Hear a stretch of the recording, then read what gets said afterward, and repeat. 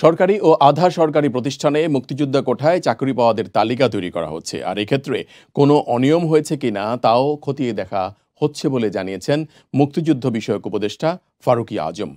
রোববার সচিবালয়ে অস্ট্রেলিয়ার রাষ্ট্রদূতের সাথে সৌজন্য সাক্ষাৎ শেষে একথা জানান তিনি। ফারুকী আজম বলেছেন, সকল মন্ত্রণালয়, দফতর এবং অধিদফতরের চিঠি দিয়ে মুক্তিযোদ্ধা কোটায় চাকরিপ্রাপ্তদের তালিকা চাওয়া হয়েছে। ভুয়া মুক্তিযোদ্ধা তালিকা রিভিউ করে তাদের বিরুদ্ধে উপযুক্ত ব্যবস্থা নেওয়া হবে। তিনি আরও বলেছেন, মুক্তিযুদ্ধ অনন্য ঘটনা, এর চেয়ে গৌরবোজ্জ্বল ঘটনা আর নেই। প্রকৃত মুক্তিযোদ্ধারা সেই গৌরব ফিরে চায় বলেও মন্তব্য করেছেন তিনি।